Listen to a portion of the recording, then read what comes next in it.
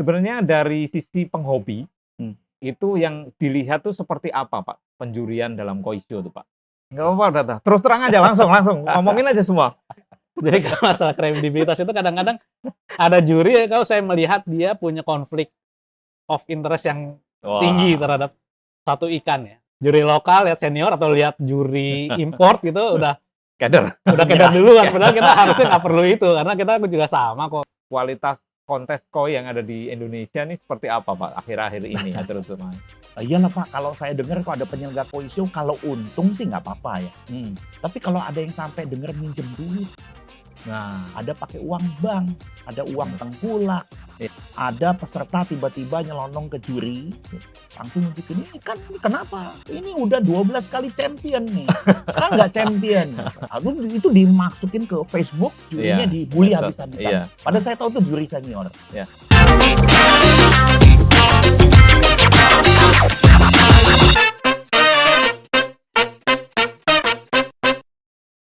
Nah, teman-teman Koispedia yang awam jadi paham, kita ketemu lagi. Ini masih melanjutkan pembicaraan episode 3 yang lalu. Sekarang kita masuk di episode keempat. Episode 3 kita bicara tentang ikan, bagaimana mempersiapkan ikan untuk Koisyo. Nah, sekarang kita akan bicara tentang penjurian. Nah, ini pembicaraannya rada-rada serem ya. Tapi ya ini memang harus dibicarakan gitu ya, harus dibicarakan supaya teman-teman semua itu paham ya bagaimana juri kita, baik juri lokal atau juri yang dari Jepang atau dari negara lain itu melaksanakan tugasnya. Seperti biasa di samping saya sudah ada 2 narasumber yang saya senang sekali karena mereka ini memang punya pengalaman dan sudah bertahun-tahun bergelut di hobi koi. Yang pertama tentu saja ada Pak Slamet Kurniawan. Kemudian ada Pak Data Iradian, ya. 2 ini saya rasa narasumber yang sangat kompeten di bidangnya, ya. Oke, yang pertama kita langsung masuk ke penjurian ya, juri Koisyo. Sebenarnya dari sisi penghobi, itu yang dilihat tuh seperti apa, Pak, penjurian dalam Koisyo tuh, Pak? Kalau saya sekarang, ya saya lihat jurinya qualified atau enggak. Nah, Gitu. qualified. Karena itu ternyata penting. Kalau dulu sih enggak, saya nggak pernah melihat gitu. Tapi secara akhirnya saya ngerti juga bahwa juri itu dalam suatu koi show itu penting. Sebetulnya yang paling penting menurut saya adalah jurinya, kredibilitas juri. Oke. Kredibilitas juri itu seperti apa? Karena belum tentu juri yang mampu itu kredibel. Juri yang bagus menurut saya adalah pasti harus mampu. Terus kedua yang penting adalah bahwa tidak bisa dipengaruhi. Tidak bisa Karena dipengaruhi. waktu show itu godaannya banyak. Termasuk suara-suara di belakang, oh ini ikannya bagus, oh ini, ya kan. Atau kita lihat handlernya siapa nih, gitu kan. Kita mikirnya, wah ini udah lain. Ya. Itu godaan situ banyak. Juri yang bagus adalah nggak akan pengaruh ke situ, hanya lihat ikannya aja. Terus ketiga, jurinya ya tegas. Ya nggak bisa, nggak bisa. Oke. Terus ketemu ikan oversize. Ya oversize siapapun pemiliknya, oversize ya oversize. Terus kemudian adil. Adil. Nah, jadi menurut saya juri itu harus mampu, berani berbuat benar, tegas dan adil. Itu yang penting. Nah, tapi kan kalau juri Koisyo kan pasti nggak cuma satu, biasanya banyak. Nah, kalau saya lihat persentasenya, makin banyak juri-juri seperti ini ya, menurut saya itu saya lebih bisa terima kalau ikan saya kalah. Gitu. Oke, ya. Itu dari sisi jumlah berarti Pak ya? Jumlah menurut saya penting, karena kan setiap juri kan pasti ada subjektivitas ya. Kayak saya tuh suka ikan Showa. Jadi otomatis saya kalau mesti ngeliat ada Kohaku sama Showa yang oke lah gitu, yang deket-deket gitu. Hati saya itu pasti Showa. Gitu kan, ya. Jadi ya kalau cuma saya sendiri ngejuri, itu pasti nanti jangan-jangan yang menang malah Showa semua gitu. Ya, subjektif ya. Ya, saya nggak suka sangke. Jadi kalau saya ngejuri aja, kemungkinan besar sangkenya nggak menang gitu. Nah, jadi kalau jurinya ada berapa, ada banyak, ya otomatis sisi subjektifnya akan hilang. Lebih banyak sisi objektivitasnya. Jadi sebetulnya juri makin banyak makin bagus. Tapi harus juri yang mampu. Harus yang mampu ya. Karena kalau jurinya nggak mampu, makin banyak bukan makin bagus malah makin nggak bener. Nah itu dia. Berarti salah satu kata kuncinya yang saya garis bawahi adalah juri ini harus kredibel. Ya. Jadi selain jumlah tadi kredibel. Di Kois nih sekarang sudah ada cukup banyak juri gitu ya. Dan kita tahu KOIS ini punya jenjang pendidikan juri yang sudah dibakukan gitu ya. Mungkin Pak Data bisa cerita sedikit tentang kredibilitas gitu untuk juri. Iya. Kita memang untuk menseleksi menjadi juri KOIS itu juga melalui pengamatan dan tahapan ya. Terutama kita lihat masalah kredibilitas. Saya menilai bahwa dari pengalaman yang saya pernah jalani, menjuri hanya dengan juri KOIS atau dengan berkolaborasi dengan juri yang lain, saya melihat memang kadang-kadang, tapi saya rasa sih ini mungkin tidak berlaku untuk juri lokal aja, mungkin juri internasional juga begitu. Nggak apa-apa Data, terus terang aja langsung ngomongin aja semua. Jadi kalau masalah kredibilitas itu kadang-kadang ada juri, kalau saya melihat dia punya konflik of interest yang tinggi terhadap satu ikan ya. Entah itu latar belakang ikan itu punya temen dia, atau mungkin breedingan dia, atau mungkin belinya dari dia gitu. Punya customernya barangkali Iya, ya. itu saya kok menciumnya cukup kental ketika ada satu juri yang dia sangat mengarahkan ikan itu, padahal kita melihatnya ikan itu sebenarnya bukan yang paling istimewa di antara kelompoknya gitu ya. Itu sih saya biasanya kita itu dari juri KOIS bisa melihat itu. Kenapa kok orang ini punya punya interest banget dengan ikan yang satu ini, padahal ikan itu juga kalau dibandingkan dengan kompetitor lainnya juga masih kalah lah gitu. Jadi masalah kredibilitas itu. Juga saya melihat bukan kekurangan apa ya. Juri-juri lokal itu kadang-kadang dia masih melihat kepada apa ya. Saya kasih contoh gini, mungkin dalam varietas tanco gitu ya. Varietas tanco misalkan ada satu tanco yang overall quality-nya tadi secara overall quality bagus sebenarnya. Cuman karena dia itu sibuk melihat tanconya gitu kan. Loh, ini kan tanconya misalkan melebihi apa namanya? Ya, yang pundak batas ini ya, pundak. Dia langsung nggak suka bahwa ini harus nggak boleh ini juara gitu. Dia lebih milih tanco yang tidak melewati pundak, tapi sebenarnya secara overall beauty-nya dia masih kalah gitu. Jadi hal-hal yang apa ya? Hal-hal yang sebenarnya tidak penting gitu ya. Penting juga, tapi sebenarnya lebih penting kita melihat penilaian secara keseluruhan. Gitu. Penting tapi tidak terpenting. Jadi apalagi kalau breeder ya, breeder itu tahu betapa sulitnya gitu menciptakan ikan seperti itu. Tiba-tiba hanya dipatahkan, misalkan hanya lewat sedikit dari pundak dengan ikan yang sebenarnya secara overall quality-nya masih kalah dengan yang tadi bahas. Ya itu yang saya bilang, kemampuannya, jam terbangnya mungkin masih kurang. Ya. Juga Ginrin misalkan Ginrin. Itu juga sibuk banget, harus rata, benar-benar. Ya itu juga nggak salah sih, tapi kan kita juga melihat variabel lain gitu, dari bodinya, dari apa namanya, dari kualitas yang lainnya juga. Juga yang saya sering lihat itu juri lokal ya, terutama itu masih latah dengan varietas yang baru gitu. Varietas baru terutama yang di Kawarimono ini saya sebut ya. Aragoke misalnya gitu. Sebut aja, Pak. Bukan Aragoke, misalkan seperti apa yang apa tuh yang baru namanya? Domas. Bukan yang Golden Corn atau apa ya? Apa tuh kalau gula dipanaskan?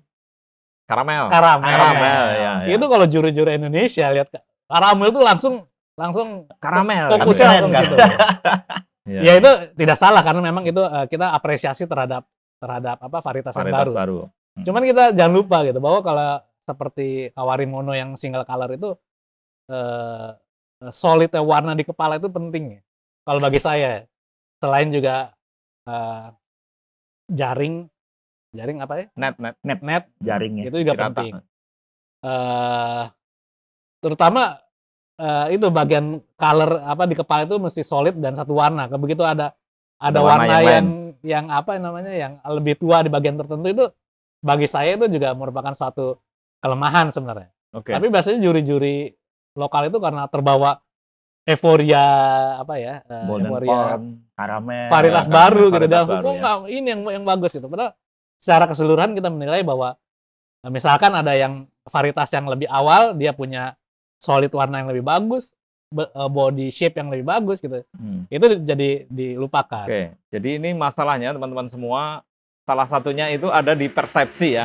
Saya tidak ingin mengatakan bahwa masing-masing juri tentu punya subjektif ya, dia punya persepsi yang berbeda dengan juri yang lain.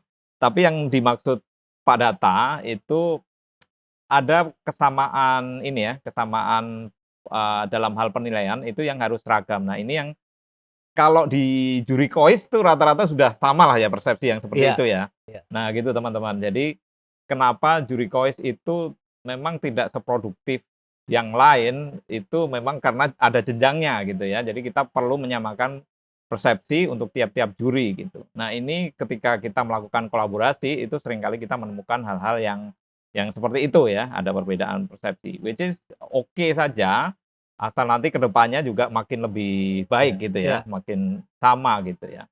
Sama kadang-kadang itu apa melihat kesenioran gitu ya. Nah, Kadang-kadang kalau juri lokal lihat senior atau lihat juri import gitu udah keder. keder duluan. Padahal kita harusnya nggak perlu itu karena kita juga sama kok kualitasnya Iya. dengan mereka. Juri-juri senior tuh kadang-kadang kalau udah jalan jauh tuh agak capek tuh, Pak. Ya, tapi masalahnya kalau Ryuki Narita yang begini, Oh, udah semuanya langsung gimana semangat, kan? ya. Ya kan? Memang kalau di Jepang begitu ya, Pak? Kalau juri yang senior tuh memang sangat dihormati gitu atau gimana, Pak? Di Jepang itu senioritas penting, tapi jangan salah. Orang Jepang tuh kadang-kadang sopannya, mohon maaf ya teman-teman Jepang nih. Orang Jepang itu sopan santun, banyak tata caranya karena diharuskan di budayanya tuh harus. Bungkuk, senyum, itu harus. Menghormati. Menghormati Ya, itu betul. harus, walaupun hatinya belum tentu. Oke. Jadi orang Jepang bisa ketawa, gitu, tapi hatinya nggak ketawa. Gitu. Oke. Beda sama orang Indonesia. Indonesia ya kalau akrab ya akrab gitu. Nah, jadi beda. Jadi mereka Oke. hormat dengan senior. Itu satu. Pasti ada takutnya mas senior ada. Tetapi orang Jepang yang saya suka itu dia masih bisa berani berbeda. Jadi pada saat memang nggak dia bisa lepas dari situ ya dia berani berbeda kok. Ini yang sebenarnya kalau saya jadi panitia di KOIS itu waktu kita kan sering ngundang juri luar. Ya, itu ya. memang sengaja kita memang nyari juri-juri pasti ada yang senior, ada yang muda. Tetapi Ya. kita pasti milihnya satu. Senior yang tidak mau mendominasi. Karena ada senior yang maunya menang dulu. Dia Ya. nggak suka kalau ada juniornya yang berbeda. Itu ada. Jadi kita hindari yang kayak gitu-gitu. Terus kedua, kita milih kalau misalnya ada junior pun. Junior tuh kan gini. Junior tuh bukan berarti dia muda. Tetapi mungkin aja dari farm yang lebih kecil. Oke. Tetapi kita pilih yang orang yang berani berbeda. Bedanya tapi bukan nyeleneh ya. Tapi artinya ya kalau dia nggak setuju, Dia berani gitu dia ya. berani gitu. Jadi Speak kita up itu ya. salah satu kriteria kita KOIS waktu milih juri dari luar tuh begitu. Oke. Nah kalau saya ngomong lagi, saya sedikit promosi kalau juri KOIS. Jadi KOIS memang ya lama banget mau jadi juri KOIS. Kalau dihitung-hitung ya kayaknya 5 tahun, 6 tahun, 10 tahun aja nggak jadi-jadi Iya. gitu loh. Tapi kalau saya pikir ya nggak apa-apa lah. Ini karena memang udah terbukti kok juri KOIS. Ya kan? Bahkan saya sendiri sebagai peserta, saya itu nggak ngomong-ngomong. Kalau saya ikut show, saya nggak ngomong ke juri KOIS itu Iya. ikan saya yang mana gitu, enggak. Gitu loh. Karena saya tahu sih kalau begitu saya ngomong mungkin ada kecenderungan malah diminggir-minggirin. Gitu. Tapi pernah kejadian sekali gitu loh bahwa ikan presiden yang di Blitar waktu itu, Iya. ikan presiden KOIS-nya pun di voting ya Kalah. gitu. Kalah. Iya. Ya, tapi Masih dalam sakit hati kayaknya. Ya. sakit hati sih ya Pak. Cuman saya juga bangga gitu bahwa oh ya ini kalau juri KOIS artinya ya memang nggak mandang. Itu suatu pembuktian bahwa juri KOIS itu nggak mandang. Yang penting ikannya memang yang menang lebih bagus sih gitu. Iya. Udah jadi selain itu juri KOIS juga kadang kan suka ke Jepang. Jadi memang saya pikir ya bukan hanya kemampuan, tetapi ya memang update-nya. Update-nya itu memang mereka masih update. Karena kita nggak bisa ngelihat hanya yang di sini. Kita mesti lihat di luar negeri seperti apa. Terus kemudian ini ikan apa lagi sih yang lagi ini. Itu cara penilaian Grand Champion saya lihat sendiri, udah ngikutin bahwa cara menilai Grand Champion 10 tahun lalu, 15 tahun lalu, 5 tahun lalu gitu. Itu beda. Terakhir saya ke Jepang pun beda lagi gitu. Beda itu lagi. memang ada geser. Oke. Karena ya memang ikannya juga makin lama juga berbeda. Iya. Ada varietas baru apa dan Iya. itu geser gitu loh. Tetapi konsep overall beauty-nya itu yang tidak ditinggalkan. Oke. Jadi daripada kita hanya textbook, oh gini terlalu textbook, tapi kita melupakan konsep overall beauty-nya, itu saya pikir salah. Iya. Nah, jadi betapa penting satu kelompok juri ini karena dalam hal menyamakan persepsi, kemudian menyamakan cara pandang, paradigma itu memang sangat penting gitu ya. Kenapa juga tadi dijelaskan juga oleh Pak Slamet kenapa regenerasi di KOIS ini cukup makan waktu, karena memang dibutuhkan waktu yang cukup panjang untuk menyiapkan juri KOIS terutama. Dan dedikasinya, Pak. Iya betul ya, dedikasi ya. Dedikasi dong, tiap kali diminta ngejuri kan. Betul, harus sanggup, harus siap gitu. Gitu. Padahal kita mah seneng-seneng aja Pak kalau disuruh kemana-mana, terus ikut makan, kulineran gitu. Kita seneng makannya Pak. Sama tenis. Sama tenis. Cuman ngejuri itu karena saya belakangan juga ikut ngejuri gitu. Saya ngerasa bahwa itu sebetulnya memang bukan pekerjaan menyenangkan gitu ya. Iya, betul. Karena tiba-tiba saya juga pernah ngerasa gitu, loh ini kalau ikan bagus, tiba-tiba jadi nggak menang gitu karena keputusan saya yang salah. Dan salahnya itu karena teledor gitu ya. Ya kan? Nggak konsentrasi, apa ya. Ya menurut saya ya jadi nggak enak lah. Ada sedikit rasa bersalah gitu ya. Ya kan? Tapi saya rasa itu masih dalam batas ini ya, batas wajar manusiawi gitu ya Pak. Misalnya juri kan juga toh kadang-kadang ada KOIS show yang seperti kita tahu gitu sampai ribuan gitu. Itu kan memang butuh pengaturan juri yang sedemikian rupa gitu. Makanya stamina gitu, makanya gitu. Waktu kita bikin, kan pernah kan Pak Sony, Pak Data bikin aturan kalau juri KOIS mau turun, syaratnya tempatnya mesti berapa meter persegi, cahaya lampunya gini, satu juri kira-kira berapa ekor ikan, gitu kan ya.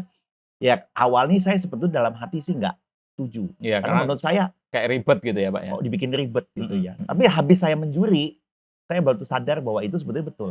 Itu untuk kepentingan panitia, kepentingan peserta, dan sebetulnya ya juri itu ya dengan begitu sebetulnya bisa menjuri dengan baik dan hasilnya bisa lebih bagus kan untuk kita juga. Iya, betul.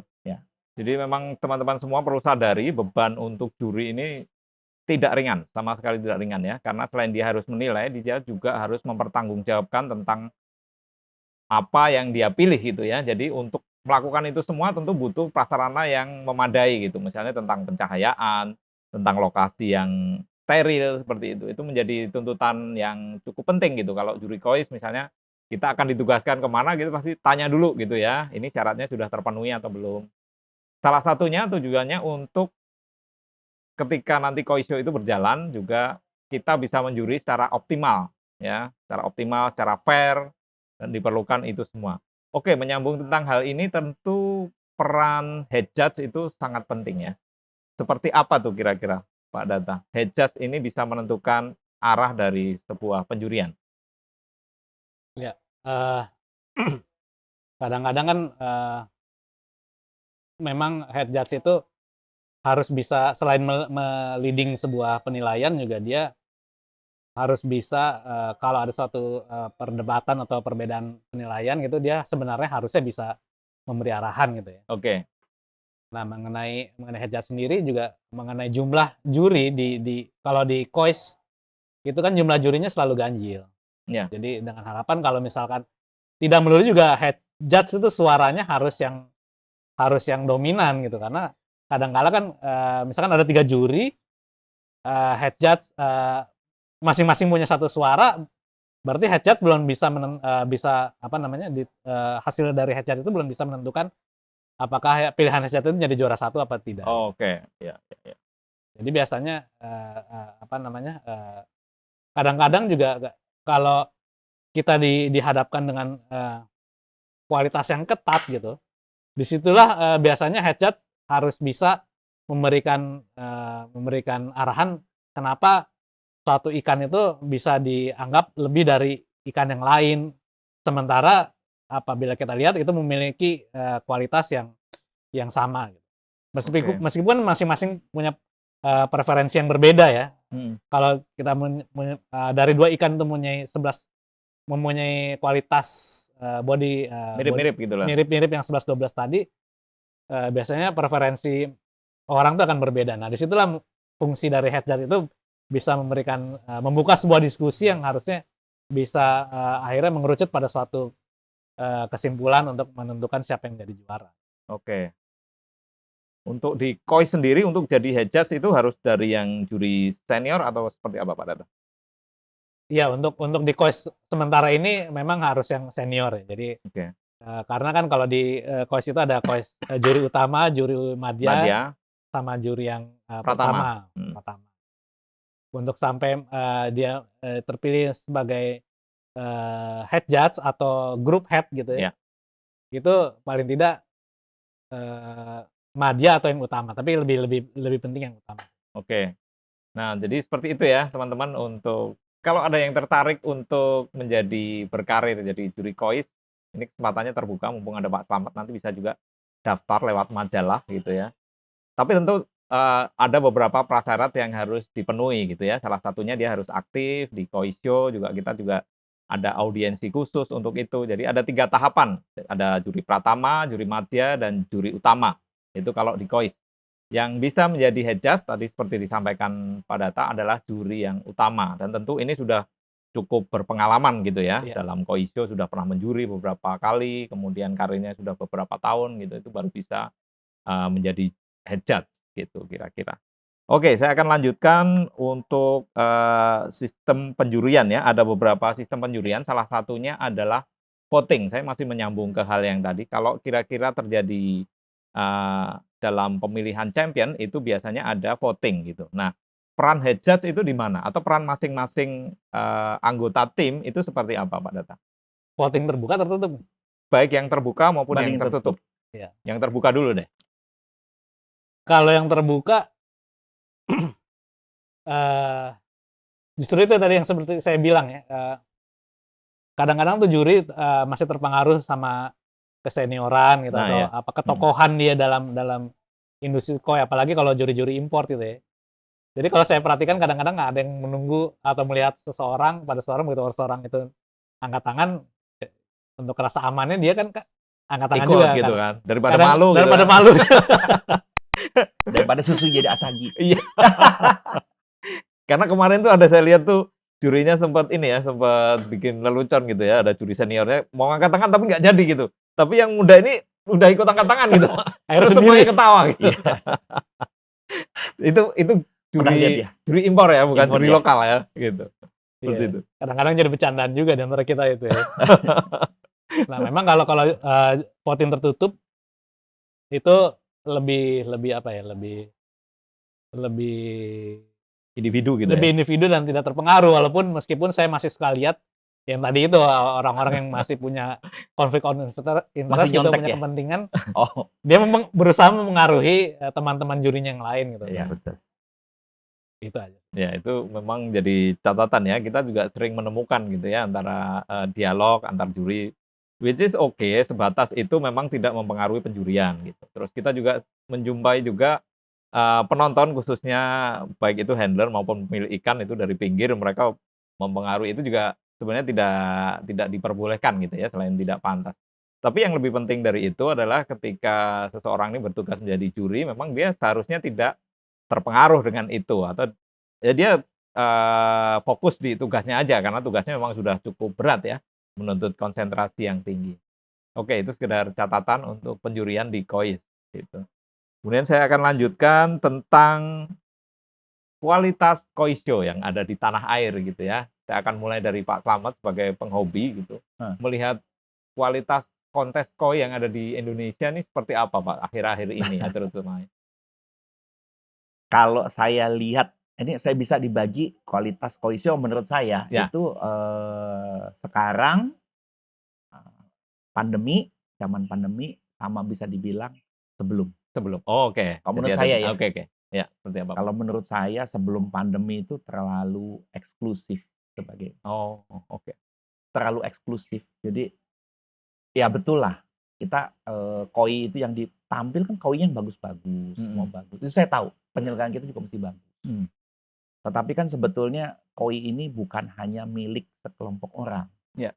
Jadi kalau kita KOIS selalu tuh, salah satu kita KOIS festival, salah satu motonya, kalau KOISpedia yang awam jadi paham. Nah. Tapi kalau KOIS festival tuh motonya adalah ikan siapapun kalau bagus bisa menang. Nah, ya.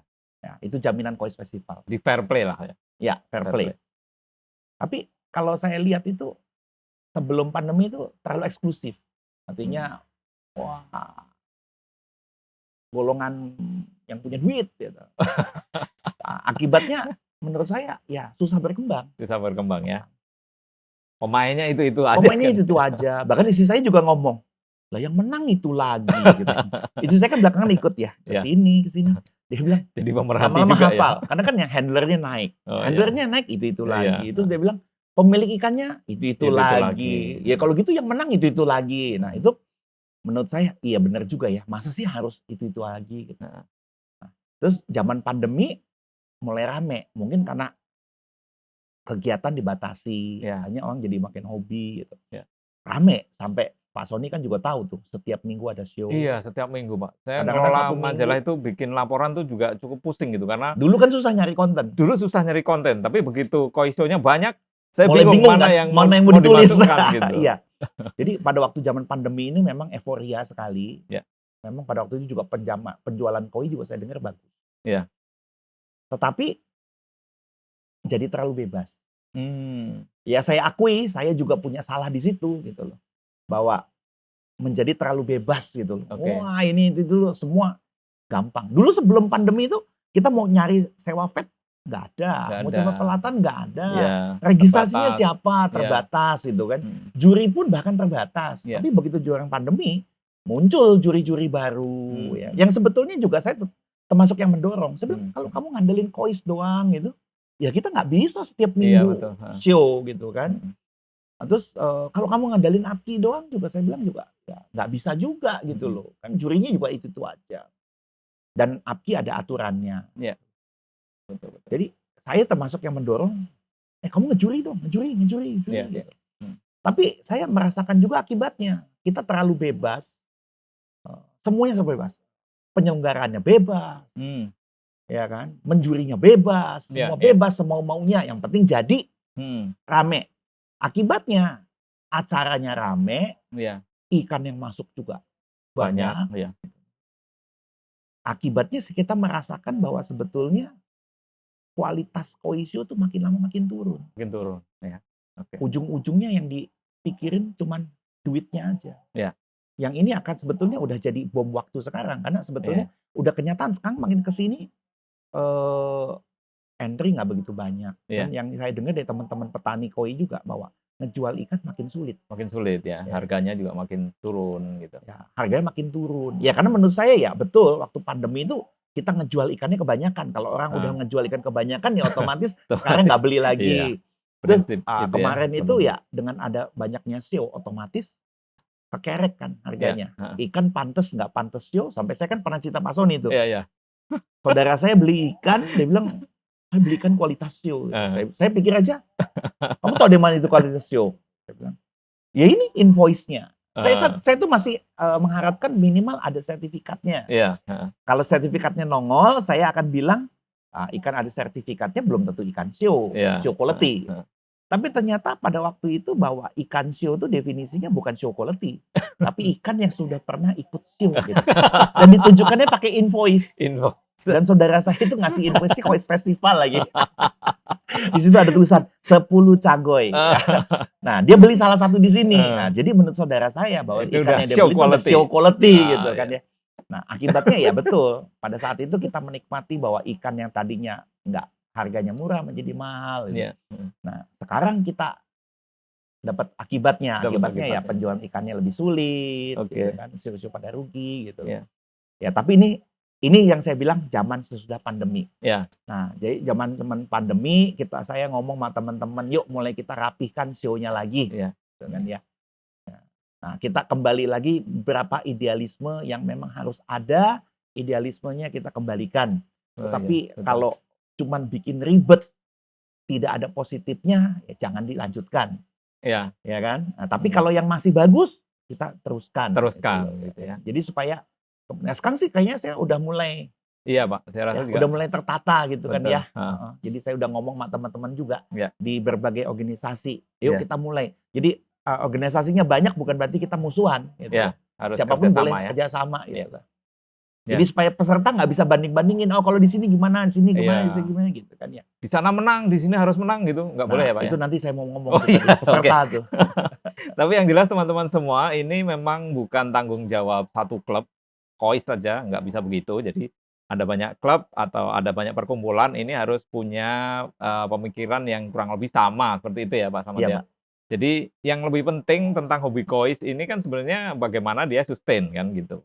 Jadi bukan bikin rame terus kemudian kita bingung setelah itu mau ngapain gitu kan. Itu yang menurut saya cukup aneh gitu ya. Nah itu fenomena rame ini perlu disambut dengan pengaturan juga. Kita menyelenggarakan KOIS show yang lebih tertata, lebih baik seperti itu ya. Terus mendapat kepercayaan dari penghobinya sendiri, kemudian juri-juri yang qualified seperti itu. Saya rasa itu sangat penting gitu untuk supaya hobi koi ini bisa sustain gitu untuk dalam jangka waktu yang sangat lama gitu. Jadi kita nanti bisa memberikan warisan ke misalnya ke anak atau mungkin ke saudara gitu dengan cara yang enak gitu ya. Jadi bukan hanya sekarang rame lalu besok ngapain ya, kayak gitu.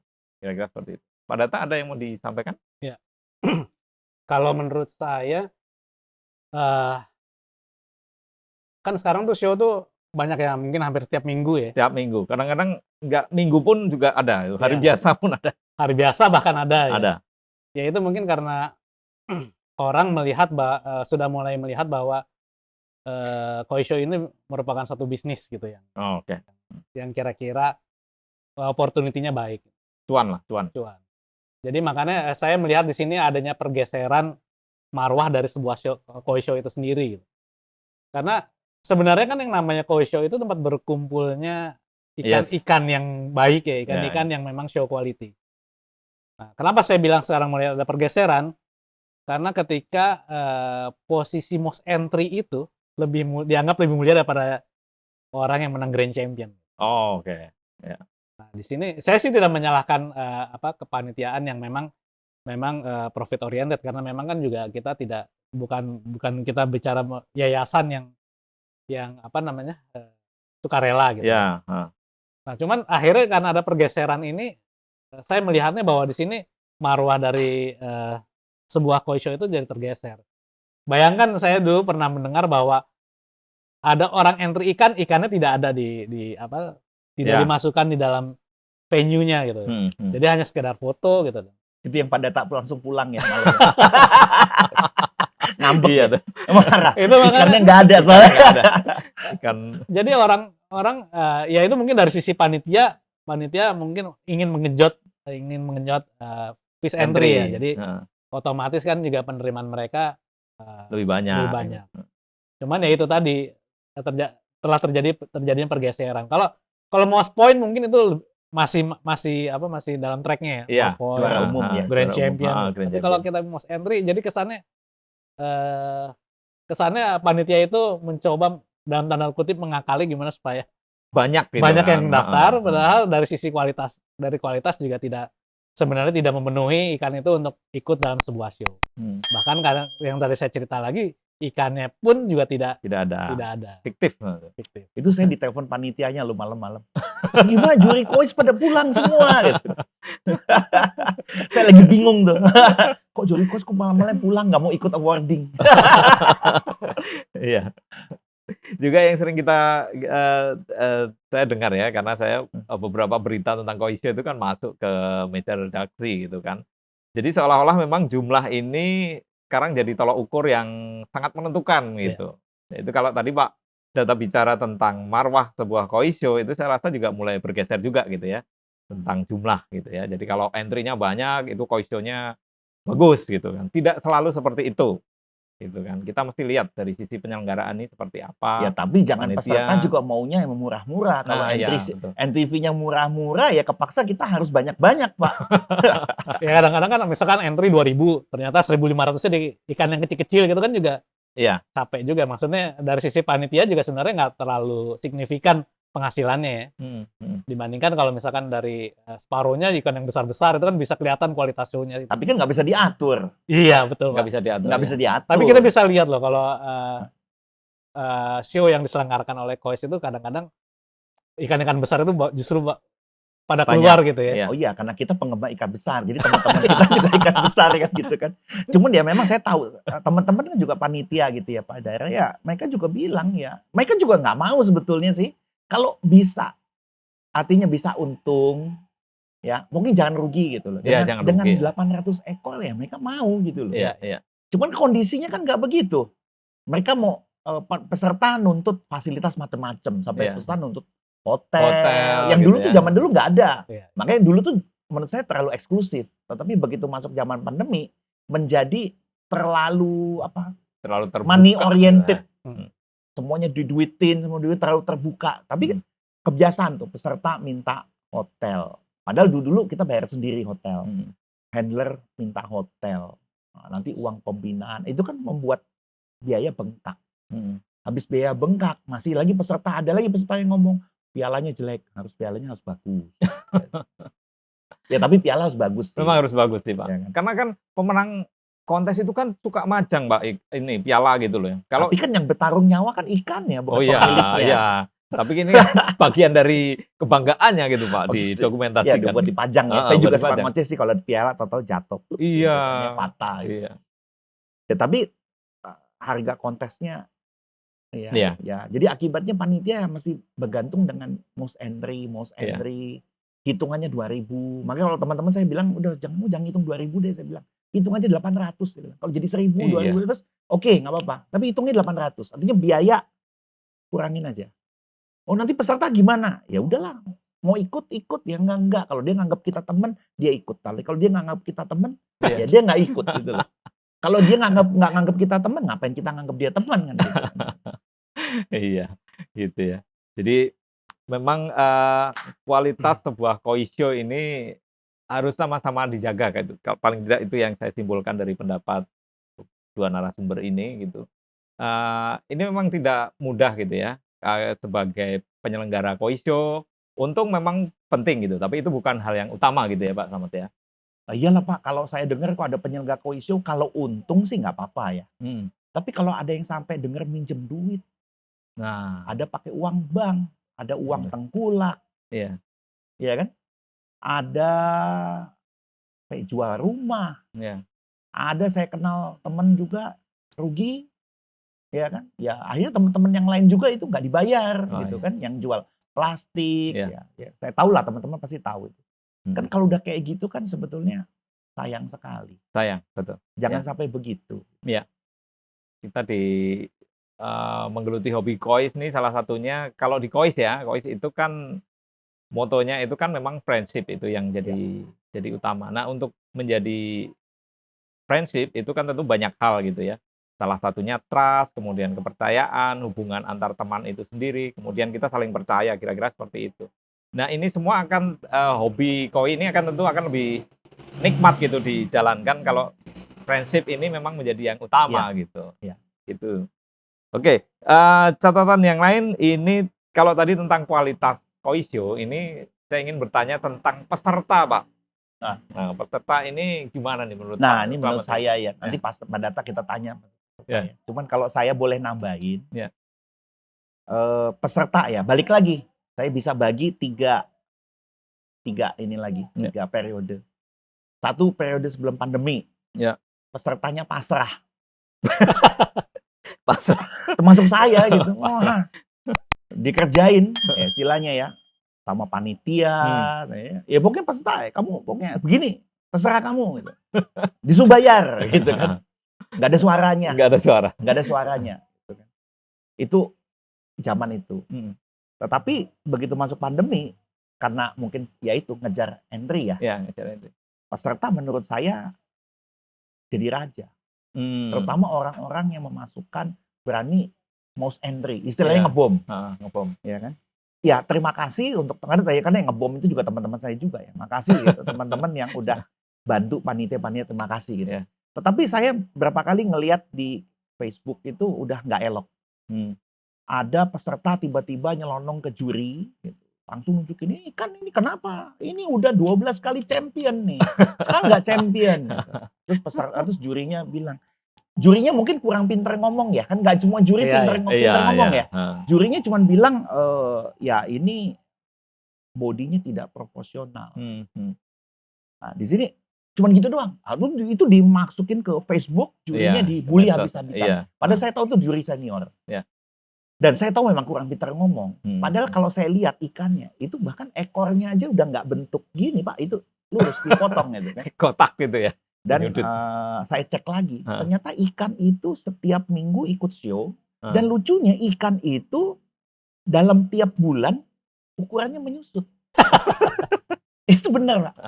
Jadi kan ada, karena ikannya itu sering champion, jejak champion itu ada. Iya, Jadi kalau dibaca ukuran misalnya, ini pakai contoh aja ya. iya, iya. Di sini ukurannya 35. Hmm. Tahu-tahu nanti di show yang lain itu jadi 30. Hmm. Nanti dia bisa maju lagi, bisa jadi 32 lagi. Jadi saya bilang, oh, jadi ikannya champion terus beberapa belas kali, tapi ya dengan cara digunting. Iya. Jurinya tahu ini digunting. Tadi Pak Data bilang karena ikan kecil digunting itu langsung proporsi nggak benar. Tapi dia tidak bisa menjelaskan. Tetapi sayang sekali juri ini dibully habis-habisan. Jadi ini tren yang nggak bagus. Ya. Ada lagi yang lain lagi. Ada lagi. Ya Toto yang pernah kita bahas juga. Juri punya selera. Nah, itu jurinya juga ya dengan gampang juga. Ya itu karena peserta langsung sih ya. Harusnya menurut saya panitia tuh masalahnya. Panitia nggak boleh gitu. Tapi bisa peserta datang, jurinya ngomong, ya menurut kita selera kita yang ini. Nah, itu sebetulnya juri udah salah ngomong. Iya. Tapi saya yakin mungkin jurinya juga kurang pintar ngomong ya. Dan menurut saya yang saling salah adalah panitia. Panitia. Ya. Jadi, nah terus kemudian hal itu dinaikin lagi ke medsos. Itu yang menurut saya orang kalau protes di medsos, peserta apa juga teman-teman ini. Iya, betul. Jadi, nah sama pandemi itu peserta tuh menjadi menurut saya nggak sportif. Penting sekali kita kalau ngomongin kualitas juri boleh, tapi kualitas peserta ini juga harus ditingkatkan. Menurut saya sportif. Ya, sportif ya. Saya kan peserta show. Begitu saya mau masuk show, kita udah tahu jurinya siapa. Ya pokoknya kita udah serahkan ke juri kok. Jadi jangan nanti wah sama siapa pasti kalah, ini kalah ini pasti menang. Jangan gitu. Pokoknya kasihin aja, kalah menang udah. Kalau sebetulnya kita curiga misalnya, oh ini karena jurinya susunannya gini. Ini jurinya nggak mampu. Ya udah, maaf aja. Ya nggak usah ikut. Nggak usah ikut. Iya. Nextnya ya udah nggak usah ikut. Daripada kamu cuman jelek-jelekin orang gitu kan ya. Tapi jangan salah. Nanti kalau lagi seneng, lagi menang, kamu begitu gitu. Apalagi. Jadi memang di sini ya itu yang saya bilang periode kedua. Nah, tahap 3 ini ya yuk sama-sama kita perbaikin. Jadi panitianya harus bagus, jurinya kita juga bagus. Pesertanya hayu kita jadi peserta yang sportif lah. Sportif. Iya kan? Ya. Sportif ukuran, sportif jenis varietas gitu loh ya. Sportif juga kualitas ya, ikan cacet jangan dimasukin lah. Iya. Karena ada yang coba-coba kali aja jurinya lewat gitu. Itu jangan deh, juri udah capek tapi kita masih mau coba-coba gitu ya. Nanti kalau berhasil kita ngomong-ngomong di belakang tuh kelewatan tuh jurinya gitu ya. Nah, jangan deh. Gitu. Oke, terima kasih Pak. Pak Data, ada catatan untuk peserta Koisio? Kalau menurut saya kadang-kadang itu peserta tuh lupa bahwa ikan yang menang dalam sebuah show itu adalah ikan yang menang dibandingkan dengan peserta yang ada di situ gitu. Ya. Kadang-kadang kan juga ada orang yang bilang, wah ini kok ikan kayak gini menang, sebenarnya ikan saya lebih bagus ya, ikan dia kenapa nggak ikut gitu kan? Iya. Ikutin aja supaya bisa kita bandingkan. Compare.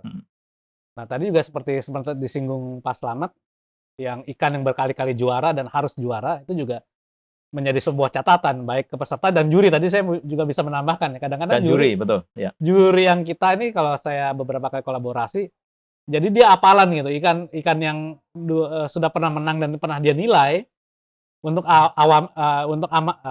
untuk amannya dia akhirnya akan memilih ikan itu lagi gitu.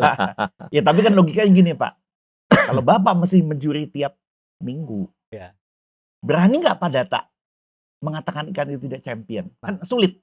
Pak Data mungkin berani, tapi orang lain mungkin sulit. Kalau saya ikan ini udah champion, minggu depan saya juri champion lagi, minggu depan saya juri lagi juga champion lagi, Minggu keempat saya berani nggak mengatakan ini ikan sudah tidak champion karena ada yang lebih bagus. Iya. Nah ini ya, menurut saya sih wajar aja kalau jurinya nggak berani gitu ya. Iya. Makanya menurut saya mendingan juri itu jangan ngejuri kebanyakan. Iya. Itu yang juri hafalan kan. Juri Gitu hafalan. loh. Dan Ya, cari aman itu jurinya itu, Pak. ya memang sulit lah. Kalau saya ditanya tiap minggu, saya sendiri ngejuri. Nanti ada peserta Pak Sony yang ikut gitu kan. Heeh. Nanti Pak Sony nanya, ya kemarin 3 kali Pak Slamet kasih menang voting itu. Kenapa dia nggak di voting lagi? Saya bilang, ya Pak ini udah lebih jelek gitu. Loh, lawannya sama. Malah turun. Nggak, lawannya sama. Lawannya sama. Iya kan? Ya. Lawannya sama Pak, gitu kan? Hmm. Nah, peserta kan nggak mau kalah kan? Ya. Lawannya sama Pak, Ya. gitu loh, ya kan? Heeh. Apalagi yang kualitasnya 11-12 tuh. Heeh. Makanya penting sekali kualitas head judge itu ya. Betul.